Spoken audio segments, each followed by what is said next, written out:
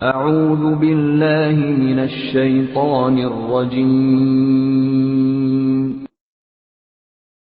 কুফরকে তাগুতকে বর্জন করা এবং আল্লাহর ঈমান রাখা, এই দুইটা কাজ যে ব্যক্তি করলো ফাকাদ ইসতামসাকা, সে শক্তভাবে ধরলো বিল উরওয়াতিল উসকা, মজবুত হাতল মজবুত রশি। আর যদি লানফিসামালাহা, তা কখনো ছিঁড়ে যাবার নয়, তা কখনো এই রশি এই হাতল তোমাকে আল্লাহ পর্যন্ত পৌঁছে দিবে, আর তুমি ছিঁড়ে জাহান্নামে পড়ে যাবে না। আর যদি তোমার এই দুইটা কাজ পূরণ না হয়, তুমি রশি ধরেছ, খাজা বাবার রশি, গাজা বাবার রশি, পীর বাবার রশি তোমাকে পার করে নিয়ে যাবে। জেনে রাখো মুসলিম, বইতে লিখেছে কারো যদি দুইজন পীর হয়, তাহলে দুই পীর তোমাকে দুই জানা ধরে ভেদ চলিয়ে দেবে। কোন পীরে বইতে লেখা আছে? চরমনাই পীরে বইতে লেখা আছে। মাওয়াইদে সাকিয়া ৫৫ নম্বর পৃষ্ঠা, এই পৃষ্ঠার শেষ দিকে লেখা আছে, এই পৃষ্ঠার শেষ দিকে লেখা আছে উর্দুতে লিখতে প্রথম, কারো যদি দুইজন পীর হয়, এবার উর্দুতে লিখতে তাহলে মানুষ হাদিস কোরআন বুঝে থাকে। अगर किसी के दो पीर हो तो दो डाना पकड़ के भेस्ट में ले जाएगा कोई हरज नहीं। বাংলা পরের পৃষ্ঠা ৫৬ নম্বর পৃষ্ঠা লেখা আছে, যদি তোমার দুইজন পীর হয় এবং দুইজন পীর ভালো হয়, দুই পীর তোমাকে দুই ডানা করে ভেস্তে নিয়ে যাবে, কোনো অসুবিধা নাই। আমার তোমার জাতি পীর মুরিদের নয়, কিভাবে শিরিক ছাড়ছে আজকে আমাদের বুঝতে হবে। লাই হাওয়া পড়ছে, জিকিরের ছাড়াই এই লোকগুলো মসজিদ ফাটায়, লা ইলাহা ইল্লাল্লাহ, ওটা বেটা বাচ্চা। আমি পরিষ্কার বলছি, সাহাবায়ে কেরাম মানে তাল মিলিয়ে, সুরে সুর মিলিয়ে, চিৎকার দিলে কোন জায়গা থেকে করেন নাই, লা ইলাহা ইল্লাল্লাহ। পরিষ্কার শুনুন, একটা বিষয় পরিষ্কার বলা আছে, আল্লাহর রাসূল সাল্লাল্লাহু আলাইহি ওয়াসাল্লাম বদরের তবুকের যুদ্ধ থেকে ফিরতেছিলেন। এই সময় সাহাবায়ে কেরাম উপরে উঠতে সুবহানাল্লাহ, আল্লাহু আকবার, নিচে নামতে সুবহানাল্লাহ জোরে জোরে বলতেছিলেন। আল্লাহর রাসূল সাল্লাল্লাহু আলাইহি ওয়াসাল্লাম তখন সাহাবায়ে কেরামদেরকে সাবধান করলেন আর বললেন, ইরবাউ আলা আনফুসিকুম, খবরদার নিজের উপরে সদয় হও।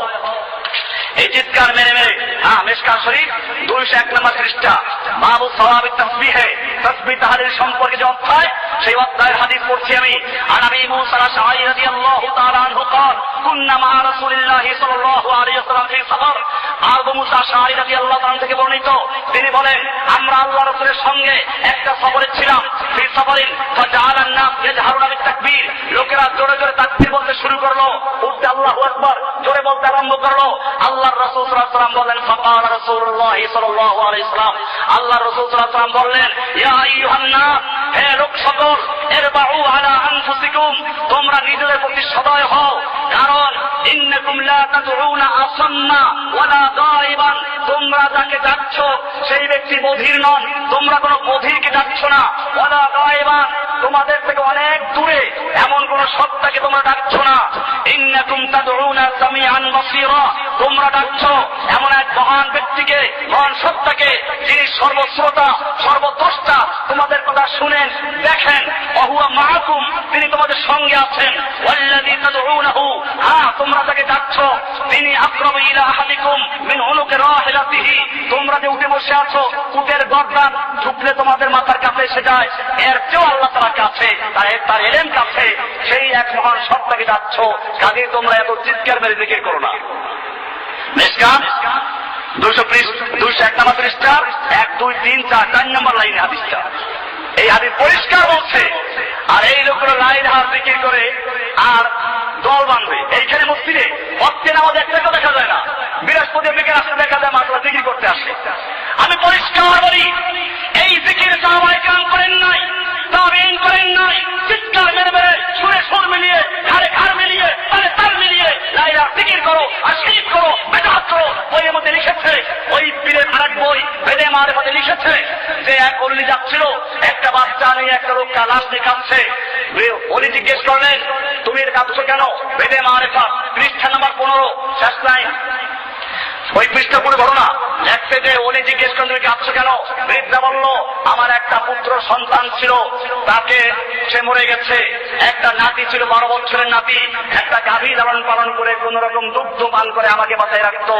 এখন হুজুর সেই ব্যক্তির লাশ আমার সামনে দেখিতেছেন, আমার কোন উপায় নেই, সেজন্য কাঁদছি। ওলি সাহেব, আল্লাহর ওলি জিজ্ঞেস করলেন, এটা কি সত্য? বৃদ্ধা বললেন, সত্য হওয়াতে কোনো মিথ্যা সন্দেহ নেই। ওলি বললেন, এই ছেলে, তুমি আমার হুকুমে দাঁড়িয়ে যাও। ছেলে দাঁড়িয়ে গেল, নানু কোথায়, নানু করে গেল। নানু জিজ্ঞেস করলো, বাবা তুমি তো মরেছিলে, কেমনে বাঁচলে? আল্লাহর ওলি আমাকে জীবিত করেছেন। এই খবর খাঁটি মুসলমান বাদশাহ দরবারে পৌঁছানো হলো। মুসলমান বাদশাহ বললেন, ওলি সাহেবকে ডাকালেন, বললেন, হুজুর আপনি এই বৃদ্ধের নাতিকে কিভাবে জীবিত করিয়াছেন? হুজুর বলিলেন, কুতুব সাহেব বলিলেন, কুতুব সাহেব বলিলেন, আমি বলেছি আমার হুকুমে দাঁড়িয়ে যাও। বাদশাহ বলেন, আফসোস, আপনি যদি বলতেন আল্লাহর হুকুমে দাঁড়াও। তখন ওলি সাহেব বলিলেন, মাবুদের কাছে আবার কি জিজ্ঞেস করিব তার আন্দাজ নাই। এই লোকটার একটা মাত্র ছেলে ছিল, তাও নিয়ে গেল। একটা নাতি ছিল 12 বছরের, কোন রকম গাভী লালন পালন করে দুগ্ধ পান করে আমাকে বাঁচায় রাখতো, তাকেও নিয়ে গেল। সেই জন্য মাবুদের দরবার থেকে, রুহু জগৎ থেকে একেবারে জোরপূর্বক রুহটা ছেড়ে নিয়ে আসে। মাবুদের আন্দাজ নাই, আল্লাহর আন্দাজ নাই, এই কথা বলে তার ঈমান থাকবে?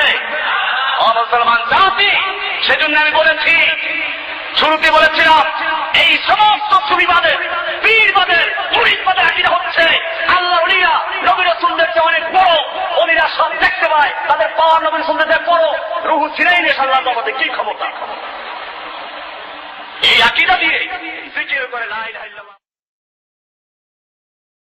আল কোরআনের পথ, এই পথই আসল পথ। আল কোরআনের পথ, এই পথই আসল পথ। আল কোরআনের পথ, এই পথই আসল পথ। অন্য পথে অন্য মতে নেই যে রহমত, অন্য পথে অন্য মতে নেই যে রহমত।